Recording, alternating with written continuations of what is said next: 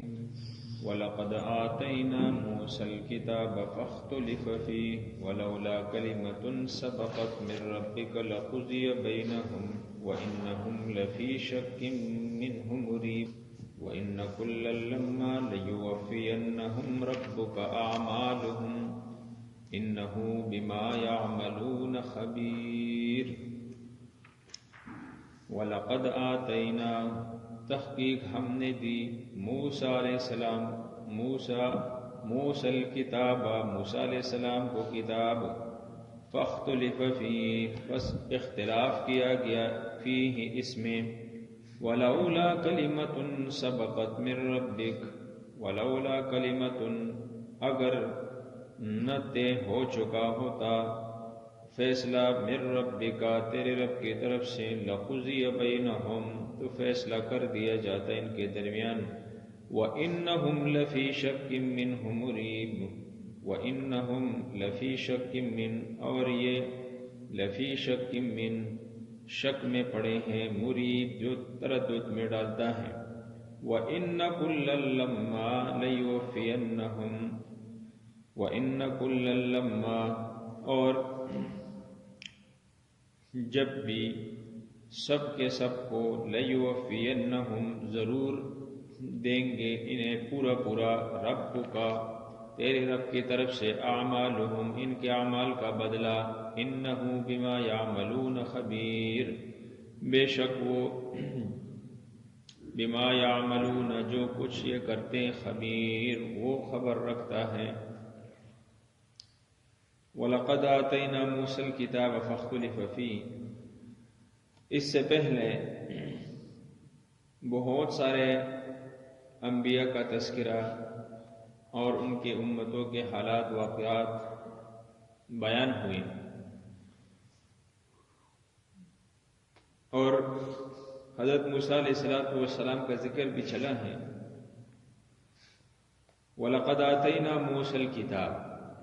اور ان آیاتوں کے اندر اللہ تعالیٰ نے حضور صلی اللہ علیہ وسلم کو ایک تسلی دی وَلَقَدْ آتَيْنَا مُوسَى الْكِتَابَ فَاخْتُلِفَ فِيهِ اللہ فرماتے ہیں کہ ہم نے حضرت موسیٰ علیہ السلام کو کتاب دیا تھا فَاخْتُلِفَ فِيهِ اور حالت یہ تھی کہ جن کو دیا تھا انہوں نے اس میں اختلاف کر دیا یہ اس لیے پہلی بات کہ اللہ تعالیٰ نے یہاں خصوصیت کے ساتھ حضرت موسیٰ علیہ السلام اور اس کی کتاب اور یہودیوں کا ذکر کیا یہ اس لیے کہ مردم شماری کے لحاظ سے یہودی عرب کے بعد دوسرے نمبر پر اس لیے کہ خیبر پر ان کا پورا قبضہ تھا اور مدینے میں بھی یہ آباد تھے اور بھی کئی مقامات پر یہودی آباد تھے مردم شماری کے لحاظ سے یہ دوسرے نمبر پر تھے اس لیے اللہ تعالیٰ نے حضرت موسیٰ علیہ السلام اور اس کی کتاب کا تذکرہ فرمایا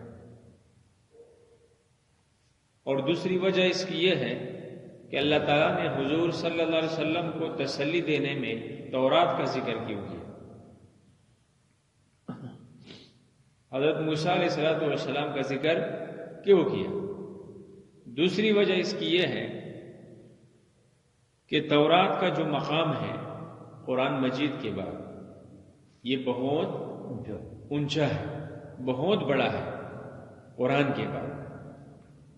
اور تورات ایک ایسی کتاب ہے کہ اس تورات پر عمل کرنے والے اور اسی کی تبلیغ کرنے والے بہت سارے انبیاء تورات کے آنے کے بعد کئی انبیاء آئے اور ان کا مشن تورات میں اور اس پر بہت سارے مشائخ، بہت سارے علماء، بہت سارے صلحاء تورات پر عمل کرتے آئے ہیں۔ دوسری نمبر پر اس کا مقام اور مرتبہ ہے۔ تو اللہ فرماتے ہیں کہ وَلَقَدْ آتَيْنَا مُوسَى الْكِتَابَ، ہم نے دیا موسیٰ علیہ السلام کو کتاب، فَاخْتُلِفَ فِيهِ، مگر اس کتاب میں یہودیوں نے اختلاف کر دیا۔ وَلَوْلَا كَلِمَةٌ سَبَقَتْ مِن رَبِّكَ، اللہ فرماتے ہیں کہ بھئی میری طرف سے اگر ایک فیصلہ طے نہ ہوتا تو لَقُضِيَ بَيْنَهُم، میں ان کے درمیان فیصلہ کر دیتا، حق اور باطل کے درمیان میں فیصلہ کر دیتا، لیکن اللہ کی طرف سے ایک فیصلہ پہلے سے طے شدہ ہے کہ بھئی اس قوم نے کب مرنا ہے، کہاں مرنا ہے، کس وقت مرنا ہے، کس حال میں مرنا ہے، یہ پہلے سے طے ہو چکا ہے۔ اللہ فرماتے ہیں میرا فیصلہ کیا ہے، یہ تو اٹل ہے، یہ ایک بار ہوتا ہے، بار بار نہیں ہوتا۔ اس لیے اللہ فرماتے ہیں کہ یہ فیصلہ پہلے سے ہو چکا ہے، اب اس میں رد و بدل نہیں ہو سکتا، ورنہ ان کے درمیان میں اس اختلاف کی بنا پر، اس اختلاف کی وجہ سے میں ان کے درمیان فیصلہ کر دیتا۔ وَإِنَّهُمْ لَفِي شَكٍّ مِّنْهُ مُرِيبٍ، کہ قرآن جیسا عظیم کتاب جب اللہ نے حضور صلی اللہ علیہ وسلم پر اس امت کے لیے نازل کر دیا تو مشرکین نے ان میں شک اور شکوک اور شبہات پیدا کر دی قرآن کے اندر۔ کبھی کہتے تھے کہ یہ اللہ کا کلام نہیں ہے، یہ تو اس کا اپنا بنایا ہوا کلام ہے، اور کبھی کیا کہتے تھے کہ بھئی ان میں یہ مسائل تورات کے خلاف ہے،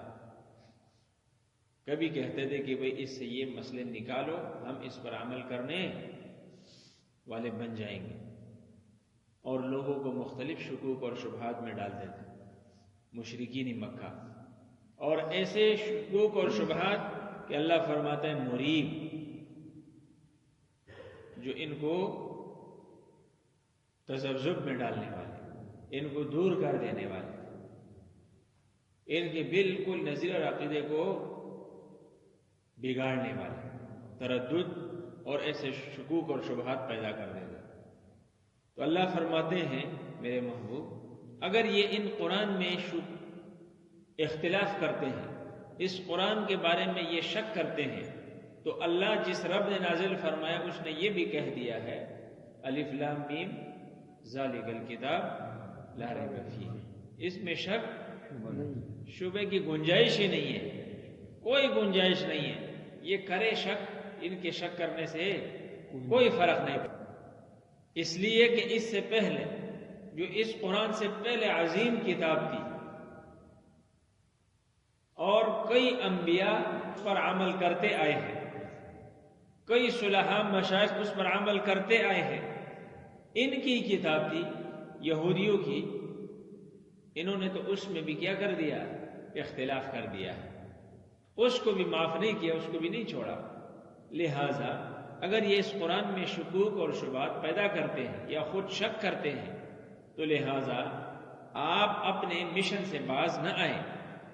آپ اپنے تبلیغ سے باز نہ آئیں۔ ہاں منوانا آپ کا کام نہیں ہے، آپ نے صرف اس قرآن کو پہنچانا ہے،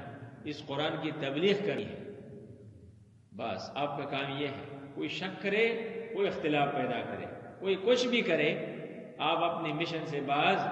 نہ آئیں، اپنے مشن پر ڈٹے رہیں۔ وَإِنَّ كُلًّا لَمَّا لَيُوَفِّيَنَّهُمْ رَبُّكَ، تیرا رب ضرور انہیں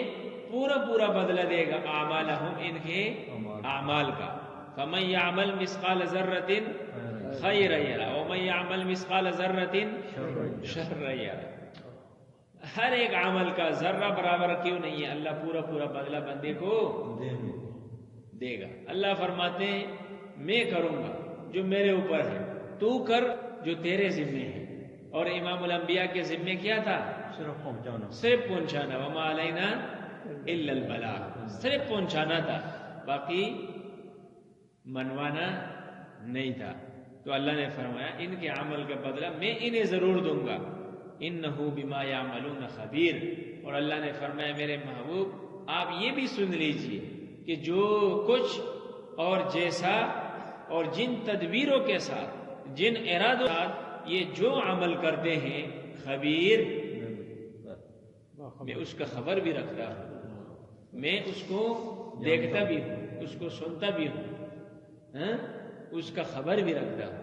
اللہ نے فرمایا تو اس چیز سے بے فکر ہو جائے، تو اس کا ٹینشن نہ لیں، اس کے بارے میں پریشان نہ ہو. تو فاستقم کما امرت، یہ دوسری آیات ہے جس کے اندر اللہ نے فرمایا کہ تو ڈٹ کر رہا ہے، تو ڈٹ کر رہا ہے، اور تیرے ساتھ ایمان لانے والے کفر اور شرک سے بیزار ہو کر توبہ طائف ہونے والے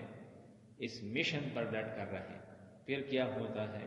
اس کا ذکر انشاءاللہ کل کریں گے.